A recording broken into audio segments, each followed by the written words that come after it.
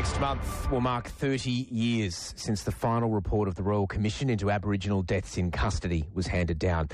But since that report was released, more than 450 Indigenous Australians are known to have died in custody. More than 450, and that includes 4 in just the last month. Labor senators have been grilling the government over its handling of the issue, accusing it of passing the buck. Now, at the beginning of the year, we spoke with Burney, the Shadow Minister for Indigenous Australians, about this issue, and Burney's back with us this morning. Morning, Linda. Good morning, Thomas. Thank you for your time. Yesterday you said that there's immense anger and upset in Indigenous communities about deaths in custody. What have you been hearing? There is enormous anger, upset, and I would say distress. As you said in your introduction, Thomas, just in the last 4 weeks, there's been 4 deaths in custody.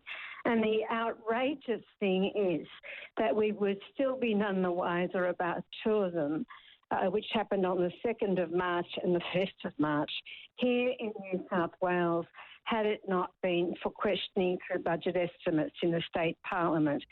And it is just unacceptable that we're basically relying on the media to find out when deaths in custody happen. Why is? I mean, what's the problem there in terms of that transparency? Is there enough information when it comes to data from the federal government?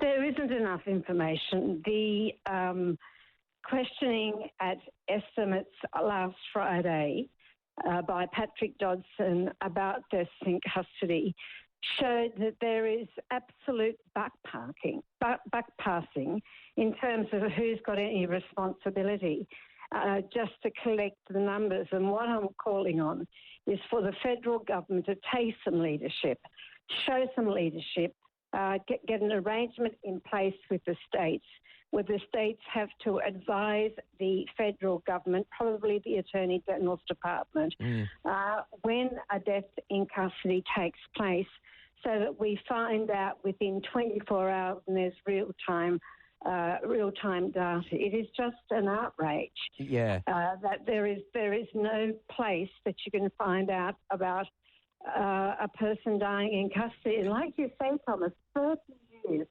since the Royal Commission into deaths in custody, and we're still seeing people die. It's still happening. Can I ask, I mean, because you're focusing on data sharing there, but let's look at the deaths themselves. 30 years ago, this Royal Commission, 4 deaths in the past month alone. What can be done to prevent this from happening in the first place, so we don't have to share any data at all?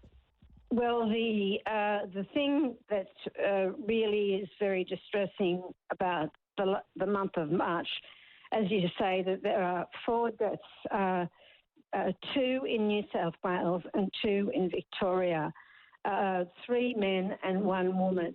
And my understanding, or the understanding that we have about the death of the woman, was from a hanging point. Now, one of the main recommendations from the Royal Commission was that hanging points be removed from jail cells, and clearly that hasn't happened. And if you look at the Royal Commission 339 recommendations, if those recommendations had been fully implemented and not cherry-picked, then we might not be seeing the situation that we're seeing today. Okay. Important just to note the lifeline number for people, 13 11 14. Linda Burney's with us on ABC News Radio. Linda, can I just ask, Change the Record, a coalition of Aboriginal legal, health and family violence prevention services, it's urging the federal government not to leave Indigenous women behind as part of its new focus on women's issues. Of course, this cabinet reshuffle just a few days ago.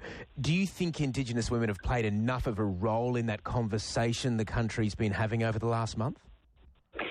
I note this morning that the Tangatera Women's Council, who are just incredible and work on the smell of an oily rag about eliminating violence in the town camps around Alice Springs, are calling on the federal government, particularly through Anne Ruston, that their voices be heard, and Aboriginal women's voices, women with a disability and women from a coal community have to be heard loud and clear in the discussion about violence and respect for women.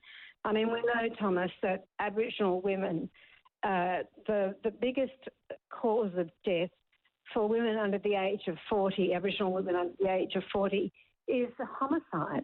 Yeah. And it is just the figures of Aboriginal women that are murdered, that are hospitalised, that are maimed forever through violence is through the roof and way out of proportion to the 3% of the population that we actually occupy.